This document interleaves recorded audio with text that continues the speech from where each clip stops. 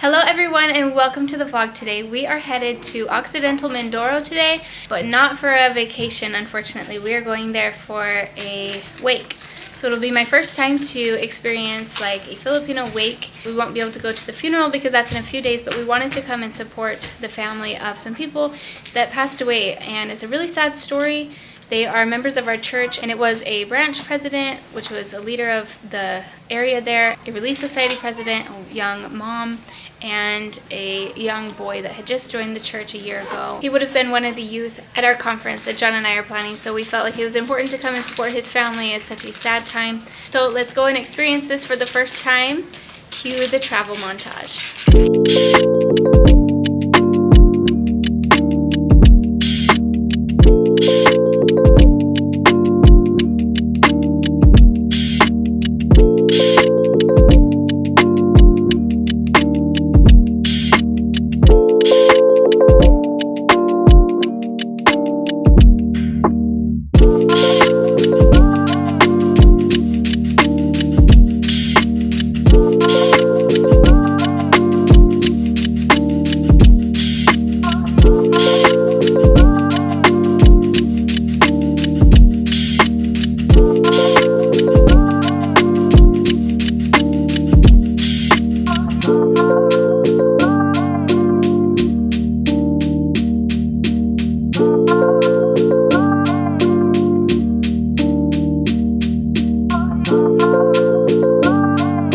When we arrived at the wake, obviously it felt way too uncomfortable to have the camera out for that experience.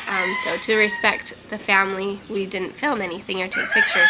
But I do want to share my experience and my thoughts and feelings about my first time going to a Filipino wake, because it's much different. For me, I've only had a few relatives die in the last few years, and so I went to like my grandma's funeral 3 years ago, and so that's what I had to compare it to.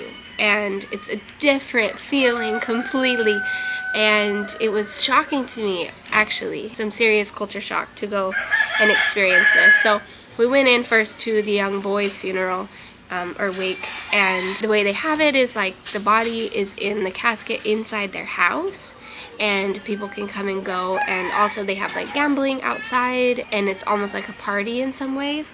And so it's just really surprising to me. We went in and sat down, and it's just very awkward. You know, for me, like an American at our funerals, like we're very sad, and it's just, you have one day of just like crying and being sad, and it's like you get closure usually like a week after the person died.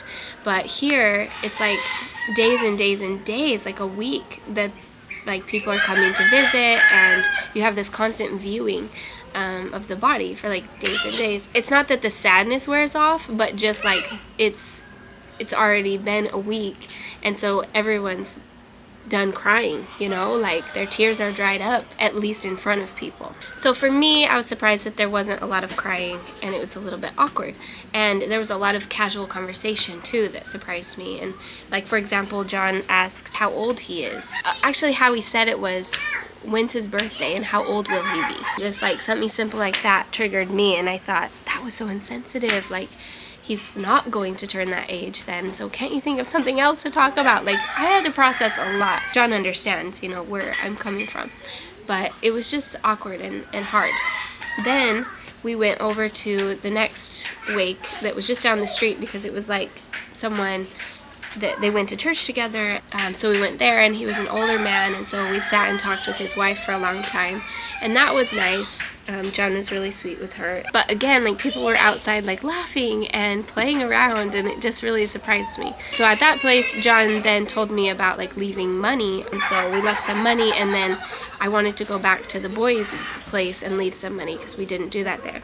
And another thing I wanted to mention, at the boys' place, they had like baby chicks that they put on top of the casket. It's just like a tradition they do if the person is killed by somebody. And so these people were killed by a van that came around the corner on the wrong side of the street and hit their motorcycle. We were asking about that and learning all about these traditions that they do. So they had baby chicks on top, and I don't know if they're buried with them or what, but it's supposed to symbolize or represent justice being served or something, or they hope for justice for the victims. So like I said, we went back to the boy's place and left some money, and then we were able to meet his girlfriend and talk with her, and it was just really sad, and she was really emotional, and tried to give her some advice and love on her, because she's also one of our youth in our upcoming conference that John and I are directors of, and so it's just heartbreaking to have that connection. And so anyway, it's late at night and we left there,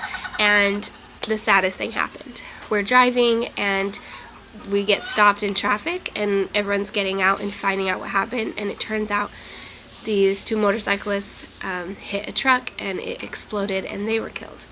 And then we drove past the accident. So I would say this whole experience was just really shocking for me and opened my eyes a lot. The whole time we've lived in the Philippines, we haven't seen a lot of accidents or deaths. There was one that really had shocked me too a few months ago, family that wrecked and the mom and baby died. Or no, the husband and baby died, I don't know. But as you probably know, as an American coming here, the traffic rules are different, the driving is just crazier.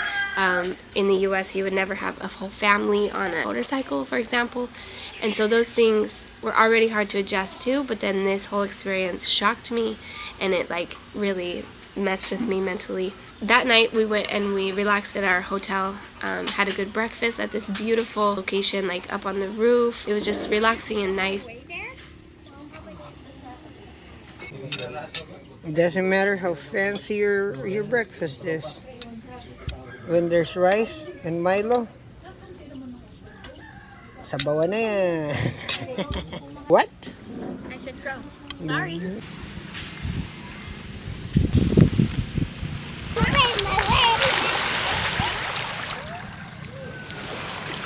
Then we stopped at the plaza there in San Jose so the kids could play around before we headed on. Salamat, ate.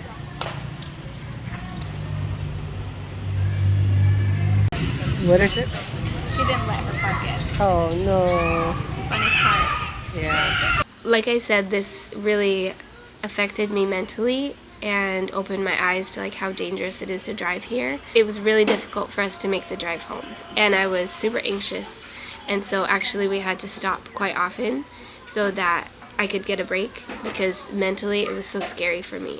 We would fly past these people on a motorcycle with this mom and a little kid, or this whole family sometimes, and it just suddenly looked way more dangerous to me and so scary, and I did not want to hit somebody and cause an accident, and so it was really difficult. So that's why we made a lot of stops. Hi. I really needed a break on the drive, so we just pulled off at the first beach we saw. So we're at a resort and we just paid a little bit to come play for a few minutes at the beach. It was really funny because when we got out of the car, these people cheered and I was like, what is that? What's that for? And then they came and asked us for a picture, so they must have recognized us. So thank you guys so much for watching. Those cuties are gonna walk out pretty far. I don't have flip-flops, so I'm not gonna go with them. I'm scared of the things in the water. I'm gonna walk this way and meet them out there on the sandbar. These little boys are just following them around, all my kids. They want to play with them. There's Papa and Teo bringing the things. It's so beautiful here.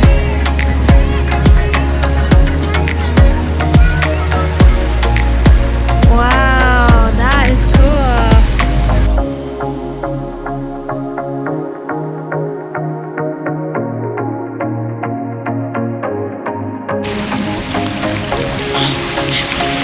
What you doing?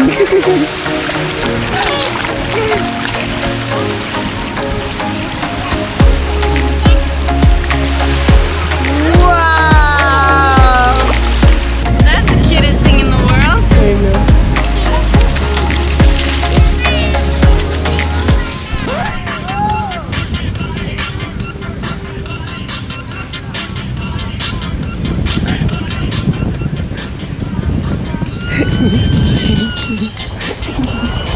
Eli found a friend. Pokemon! Okay, I can't really vlog that much because there's some music going on, but we're ready to go. Yeah. Yep. Anyways, but this place is pretty cool. It's a small little resort that has like a sleeping quarters right there. They have like cottages and whatnot. It's cute. It's a really cute place. We made some friends. We had a really good time. Okay, love, let's go.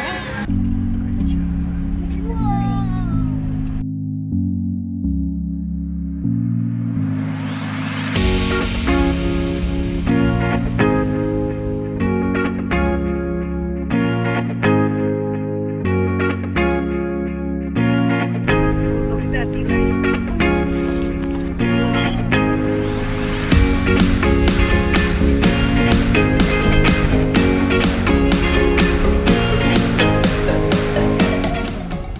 This seems like a longer trip compared to the last time we were in Oxy. We needed a quick stop at Jollibee to refuel before we make the rest of the drive home.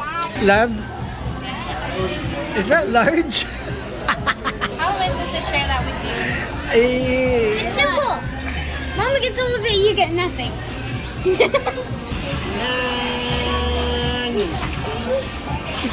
Anyway, I hope that you understand like a lot of my feelings and where I'm coming from. I was excited to share this experience just as a new perspective.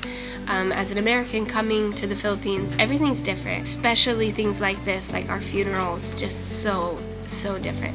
So it's good for us to experience it. It was good to bring my kids in and let them see how a funeral is done here, appreciate some of the aspects of it. So I was grateful for the experience and happy to share it with all of you. If you have any comments or questions, leave us a comment down below. We will see you in our next video. Bye.